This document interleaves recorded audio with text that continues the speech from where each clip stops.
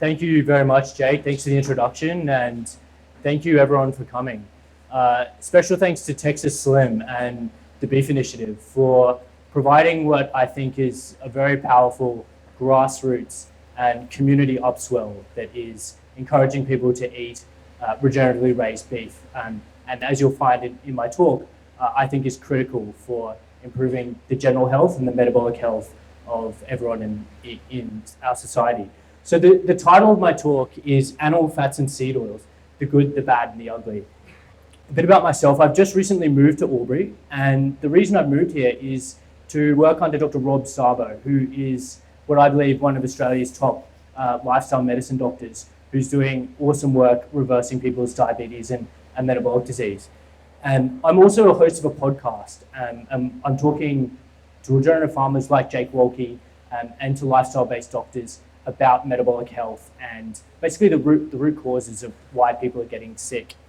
I don't have any financial disclosures or any ties to the Beef Initiative or Wolke Farms.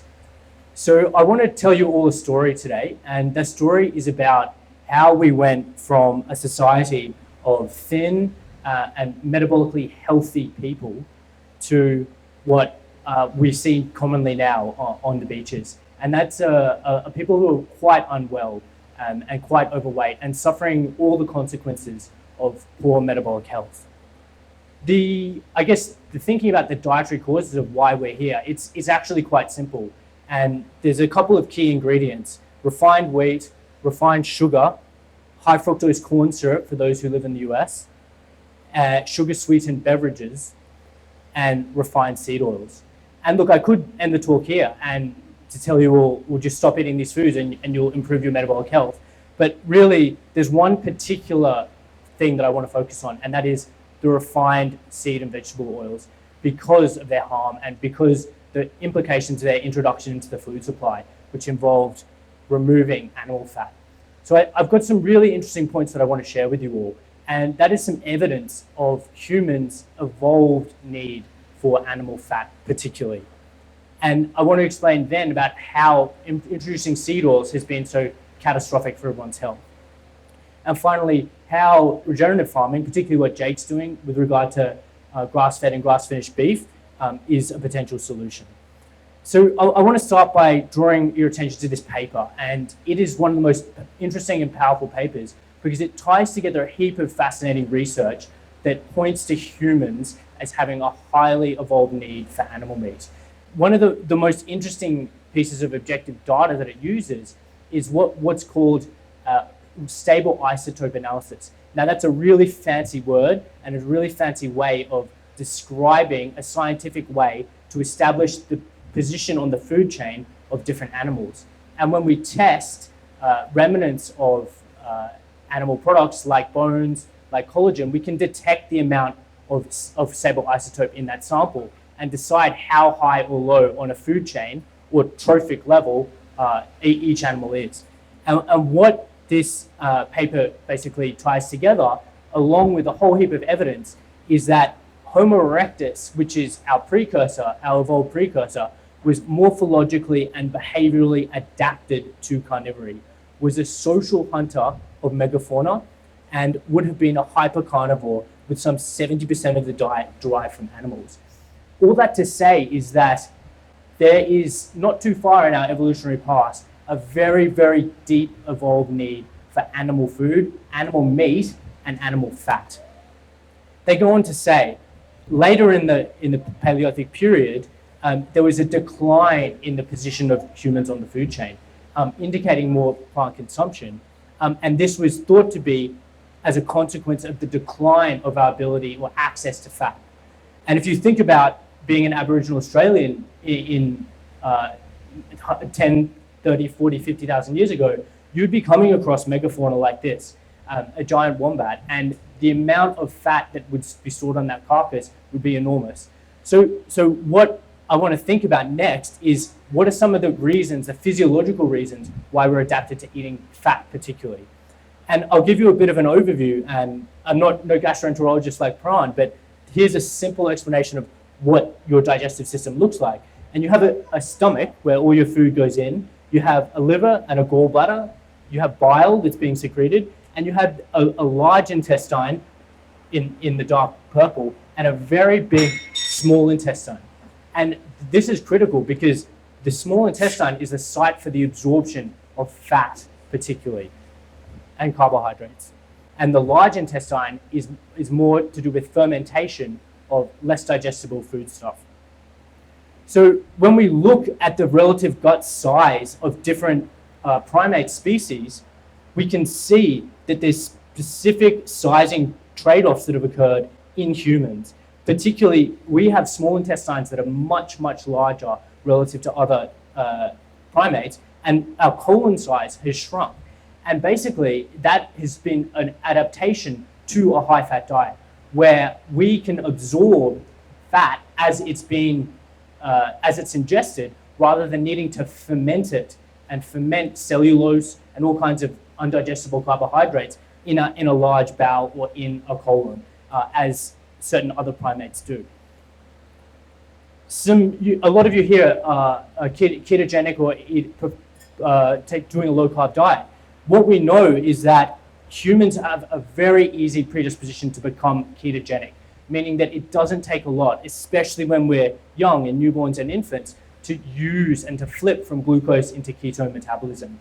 Again, pointing to the fact that we've got this massive storage of fat on our body that we can metabolize into ketone bodies and then use to power our brain and our organs. There's more evidence, and that's to do with specifically our fat cells. And unlike herbivorous animals and closer to carnivores, we have a larger number of smaller fat cells. And this is thought to aid in the processing of fats in terms of ingesting, digesting fats, and then metabolizing them and using them during periods of lean or starvation or fasting, as would have occurred in between hunts. So we can see here that comparative analysis of the primate dietary patterns, again comparing us to other primates, is that our large brains are supported in part by diets that are rich in energy of fat. Relative to other large-bodied apes, modern humans derive much larger share of the dietary energy from fat. Finally, as Prime mentioned, we have a requirement for protein, but we also have an upper limit on the amount of protein that we can ingest. And unlike animals such as dogs, who can use protein for energy, above a certain percentage, around 45%, we can't intake any more protein. And this leads to a syndrome called rabid starvation that you might be familiar with in stories of explorers. So again, it points to different types of energy and what we can use and what we were evolved to use. And there was always fat, and when there wasn't fat, as after the decline of access to megafauna, we used carbohydrates in space of fat. So let's think a little bit about why fat is so valuable. And the fat-soluble vitamins, which you may or may not be aware of, are a critical component to human thriving. So if we didn't need fat, why would we have so many critical components in the presence of fatty foods? And as you can see, vitamin A, vitamin D, and vitamin K particularly are all found in foods like liver and organic grass-fed butter. Preformed cholesterol, and many of you might be unaware, but cholesterol itself is a molecule, and it's an essential one. It's found in every cell of our body. It's used for a really critical building block for a range of hormones, and it's found in fatty foods, and we need cholesterol to function properly. It's a little bit confusing, and you might have heard of a different type of cholesterol, or how it's referred to when you get a blood test, and that's a lipoprotein which contains cholesterol. And I'll talk a little bit more about that in coming slides as it relates to heart disease. But suffice to say, cholesterol, which has been demonized for the past 5 decades, is an essential dietary component. And it's something that we thrive on when we have it in added animal sources from the diet. So I want to bring that into the clinical sphere and I guess give context to what I've said about our evolved need for fat and meat. And what we see is that when we put patients on an exclusively meat-based diet, disease resolves. So this points to a very, very important role of meat and fat specifically in elimination of other foods in terms of healing the human body. This paper, so inflammatory bowel disease, successfully treated with the Paleolithic ketogenic diet. Type 1 diabetes, successfully managed with a Paleolithic ketogenic diet. an all-meat ketogenic diet for the long-term management of Candida vulvovaginitis. These all are case studies and case series which are pointing to evidence for the benefit, particularly in severe disease, for eliminating other foods and coming back to a specifically meat and fat-based approach. And although new evidence is still being generated, we're really seeing the power of this dietary approach, particularly for people who are quite unwell. So I want to ask a question now, or frame things, and the question is, how did we go from a situation of basing our diet and our energy on animal fat to a monocrop field of what is seed oil? And this is a story that goes back particularly just the last 100 years. So as you can see now, the global production of vegetable oil is at all-time high. It was basically unheard of prior to the 1900s. And that speaks to the fact that this is an added commodity product that humans did not have access to. So what is in seed oil? Well, a little bit of basic chemistry. Linoleic acid is an omega-6 polyunsaturated fatty acid, and it's the main fatty acid that you'll find in seed oils. And just remember that every oil and fat is a mixture of different types and different lengths of fatty acids. How is it made? Well, this is a complicated slide, and I don't want you to read it. It's there to illustrate that the process of manufacturing and extracting something like canola oil is incredibly difficult and requires industrial processing. So this is from a video that basically describes the process of manufacturing of canola oil. But you can see here, this is a waxy deposition that becomes purified and removed from canola oil in the process of extraction and purification. And other steps include hexane extraction, deodorization, and a whole range of very, very specific chemistry techniques in order to give you that clear oil that you will see in the supermarket. So what are the other fatty acids? Well, very briefly, you might have heard of olive oil. It contains a monounsaturated fatty acid, meaning it only has one double bond, and that's linoleic acid. And fat that you'll find in tallow or other animal fats is likely to be a longer chain saturated fatty acid, and that's something like stearic acid. As you can see, and by the stearic acid diagram, is there no double bonds. And I don't expect anyone to be a chemist, but that's a critical point when we think about the disease-causing ability of different chemical compounds. And the fact that it doesn't have a double bond means that it's chemically stable and resistant or prone to a process called oxidation. And oxidation of oils and fats is what causes inflammation and disease in the human body. So if you take nothing else away from the harm or why you should be eating animal fat over seed oil, is simply because you're much, much, much less likely to be eating a product that is oxidized and therefore damaging to your body. So a really quick overview, canola oil, which is probably the chief seed oil that we are eating here in Australia and Canada, is around 21% linoleic acid. Sunflower oil, 66%, and then the safflower, soybean, corn oils are all, again, very highly percentage of linoleic acid. And it's interesting to see that everywhere in the world has their own different brand of seed oil, and every single one has replaced their ancestral diet of animal fat with their own seed oil crop that is being raised in a monoculture and is being farmed, not in a way that we would have had access to when we were hunting the megafauna. So let's dive into a history, and this is fascinating because it's a story of industry influence and it's a story of marketing. So in the 1900s, there was a byproduct of cotton production, which was cottonseed. And at the time, with the invention of electricity, the cotton seeds were being used for lamp oil. There was suddenly a glut. There was a glut of cotton seeds. What Procter & Gamble, the manufacturer of Crisco, did was release a product which they called vegetable shortening. Essentially, they took cottonseed oil and hydrogenated it, making it into a trans fat, their first marketed vegetable oil, and then sold it to housewives as a healthy alternative to lard and tallow that they were using at the time.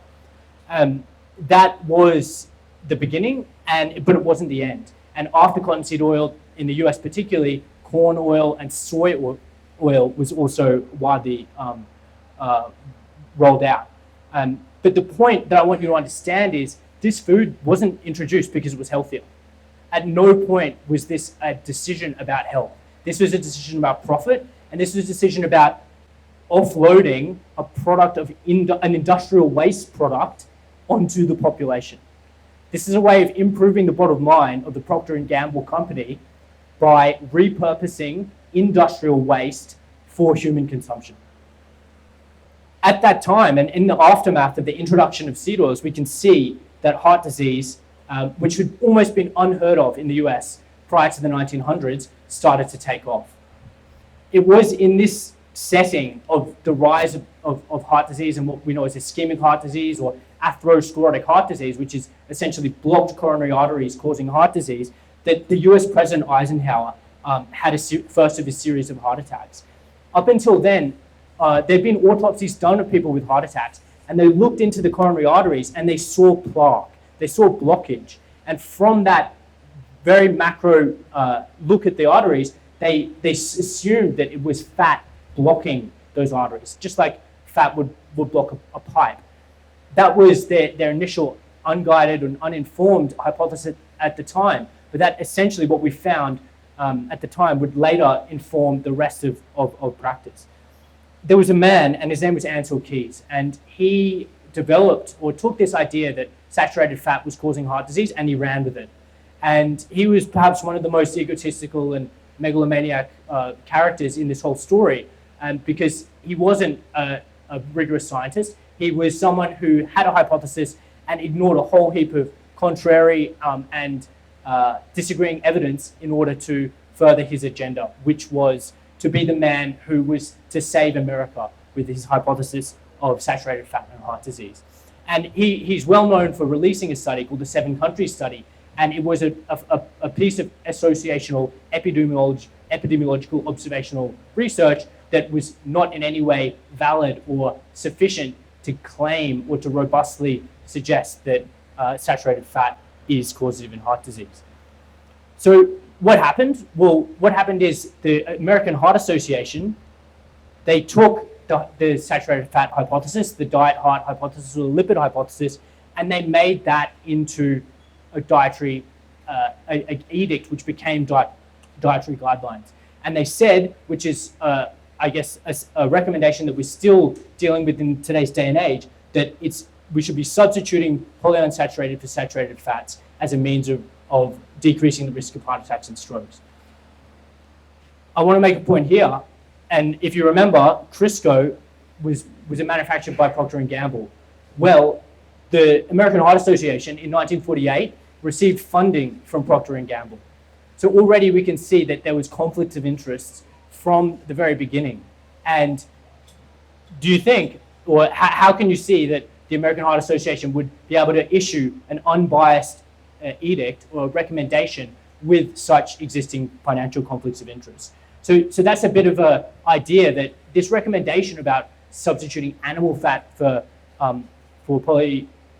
seed oils, again, wasn't based on evidence or the best evidence or scientific rigor. It was based, or it was influenced by industry and economic incentives.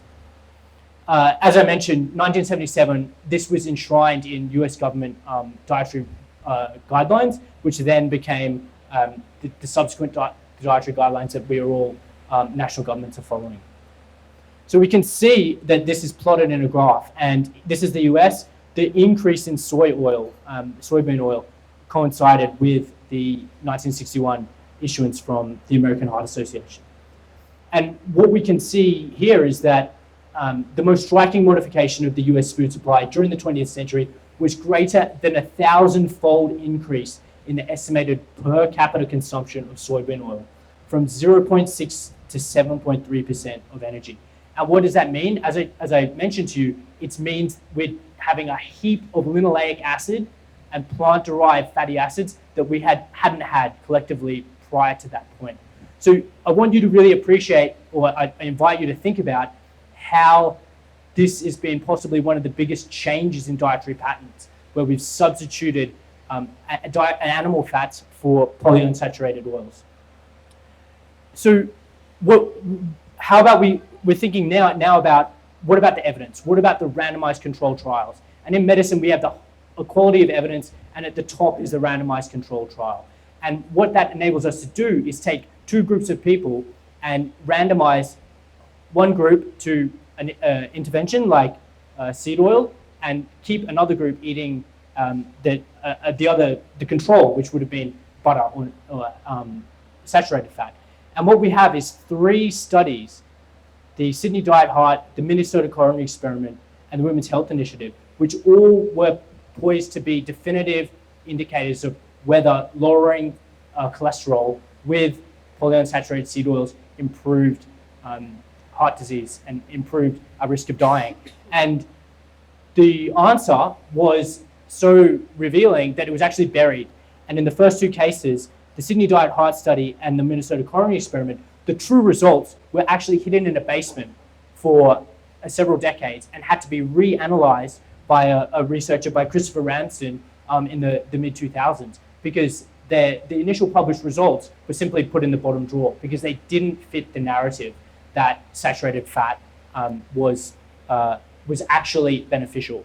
And particularly in the Sydney Diet Heart Study, which gave people who just had a heart attack either safflower oil or butter, there was increased mortality, meaning people were dying at higher rates if they'd been given the safflower oil.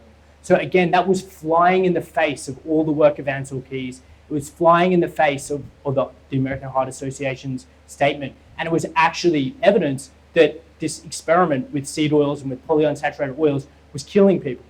It wasn't neutral, it was actually harming people. And these are the 3, I guess, definitive proof that the the lipid hypothesis wasn't standing up to scientific scrutiny. And as we've said, it does lower your cholesterol level. You eat enough seed oil, your cholesterol level will go down. But it doesn't support the hypothesis that this translates to lower risk of death from coronary heart disease or all causes. So yes, we can play with your cholesterol number by giving you margarine, by making you eat soy oil, and removing saturated animal fat from the diet. But what good is that if, one, it's not going to lower your risk from actually of dying? And that's a critical point. So let's think about, you remember linoleic acid? Well, how is it so harmful?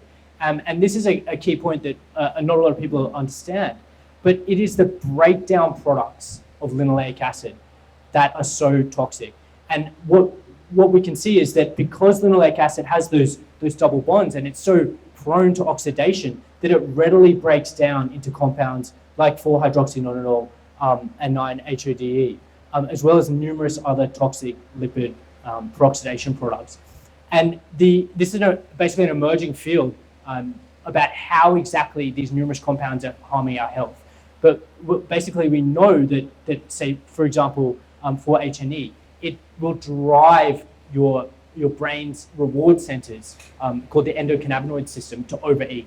So anyone who is making seed oils or linoleic acid containing oils a high part of their diet, maybe in the McDonald's chips or any kind of deep fried food, you're basically being biologically or biohacked to eat more, because the breakdown products of these fatty acids in your body is going to cause you to eat more.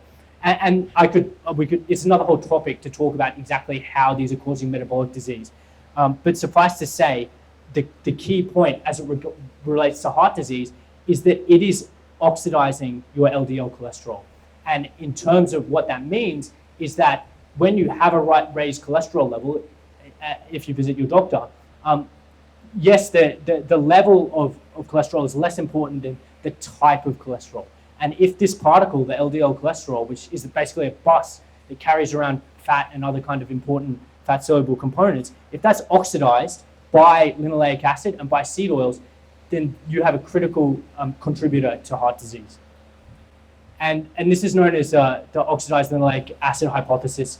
And we know very strongly that it is the seed oils that are oxidizing your cholesterol and causing metabolic disease. So 2 very, very important mechanisms that, I guess, add nuance or allow us to think more deeply about just the binary idea of high cholesterol causing heart disease. So all that to say, the refined seed oils are a big player, and what they're doing is that they're acting in concert with ultra-processed food like refined wheat, refined sugar, and high fructose corn syrup to give you metabolic disease and to give you diabetes and all these diseases of civilization. So it's pretty simple. If you eat an evolutionarily inconsistent diet, you're going to get sick. So where does that leave us next? Well, we're here at Walkie Farm, and there's a paddock full of beautiful grass-fed, grass-finished cows. So how can regenerative farming, I guess, take us back or help us in an environment or in a setting that's awash with ultra-processed food and refined seed oils?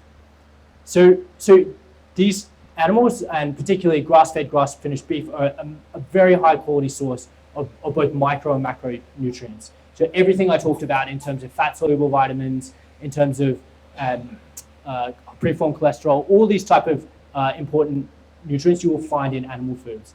It's the closest approximator that we have to that megafauna that we hunted in that period of time where we had access to animal fat and to hunting. It avoids the collateral harm of industrial agricultural practices. And we previously talked about an interesting question about could glyphosate or industrial herbicides sprayed on land bioaccumulate in cow tissue and then be passed on to us? Maybe, maybe not. That's another interesting area of discussion. But if you're eating Walkie produce and you're eating grass-fed, grass-finished beef, that's not something you have to worry about. And finally, you have a very favorable fatty acid profile. You have they're rich in omega-3s, conjugated linoleic acid, which is a beneficial fatty acid.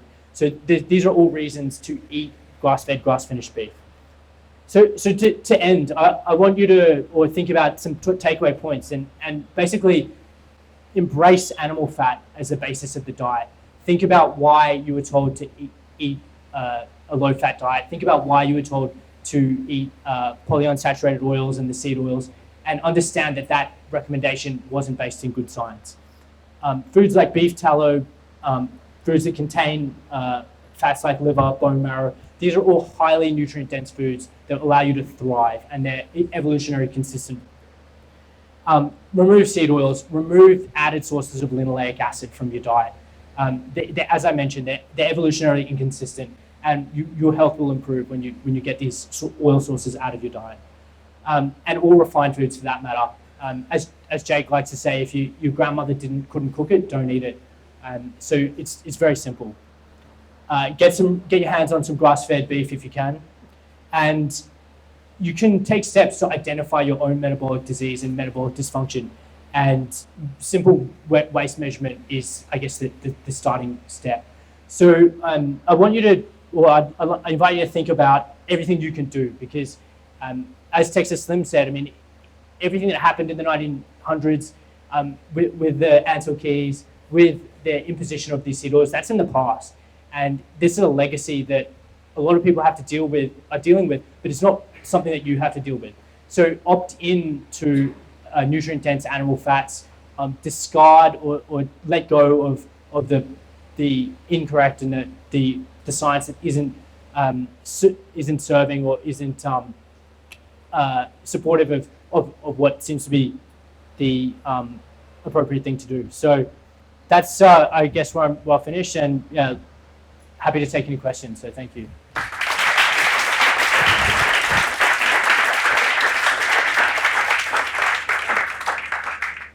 Thank you. I've got a problem maybe you can help me with. I had my mum on hardcore carnivore for 12 months, everything's grand. Then she went to a regular doctor and they measured her cholesterol, and the doctor lost his shit, and now she's on meds and won't eat red meat. Any suggestions how you deal with that? I'm just a computer programmer, what do I know? Yeah, so I guess the conventional approach to high cholesterol, which is a high LDL level, is very much not a nuanced approach. And what we think about in terms of the risk of whether that high cholesterol is going to cause heart disease, more importantly than the total level, is the context of that high cholesterol. Is it oxidized? So we can do things like a lipid subfraction to see the proportion of oxidized and non-oxidized LDL. Is it in the context of insulin resistance and metabolic syndrome?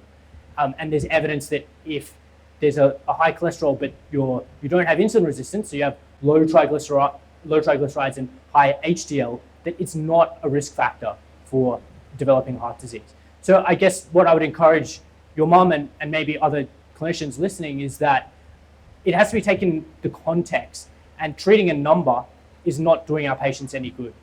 We have to treat the whole patient, and we have to understand the context in which that LDL is existing. Because if we think about it, LDL wasn't given to us as a particle to kill us. I mean, the lipoprotein particle plays a role in trafficking those fat-soluble vitamins around the body. It plays a role in the immune system. It's not there to kill us. So it doesn't inherently make sense that having a high LDL, if it hasn't been oxidized or glycated or transformed, to be harmful. It shouldn't be harmful. And that's something called, there's people who do see high cholesterol on a low-carb diet. It's called a lean mass hyperresponder phenotype. And there's emerging evidence and work being done to see whether that actually translates to increased rates of heart disease.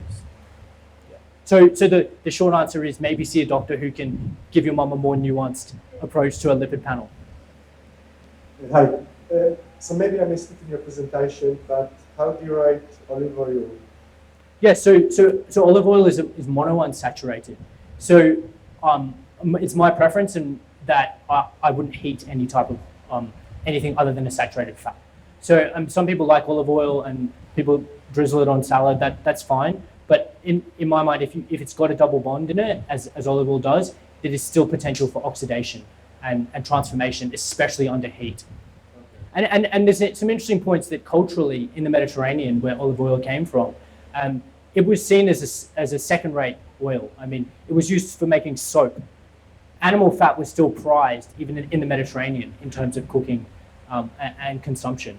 And there's an interesting work being done by Paul Mason, who's done a recent presentation that points to the presence of phytosterol, which is a plant version of cholesterol that might even be harmful. So again, I think the safest is not to heat olive oil or use it in cooking. So just really quickly, so if you cook stuff and you're heating stuff up on a frying pan, like what do you use? So I'd use beef tallow. I'd use rendered organic beef tallow, yeah. The cow wins again. Let's go one back here and then I'll... Similar to the question previously, cooking with coconut oil? Yes. Yeah, so I mean, coconut oil is probably one of the most beneficial plant-based oils because it is saturated, so it is more stable. So I mean, as I said, there could be a debate or argument that the phytosterol in coconut oil might be less optimal for the development of something like heart disease, but by far and away much more preferable than seed oils. Yeah. So a good option for vegetarians. Yeah, I mean, avocado, again, similar to olive. It's similar to olive, so it's much, much superior. It's got nowhere near the linoleic acid content of seed oils. Yeah. What we're saying, Max, is we want a chart, Dr. Max's oil chart, appropriate oils for uses, above and below the line. Is that what we need? Just using tallow for everything's too hard? Any more questions? There was another hand earlier. Mum, any questions? How you doing? Just wanted to ask as well with ghee as well, because obviously that's one of those oils that does solidify. So is it a good indication that whatever fat is solidifying is a good indication that you need that? Yeah, that's a great heuristic. So if it's solid at room temperature, then it's good to fry or heat, because again, it's going to be stable chemically at high temperatures. Yeah.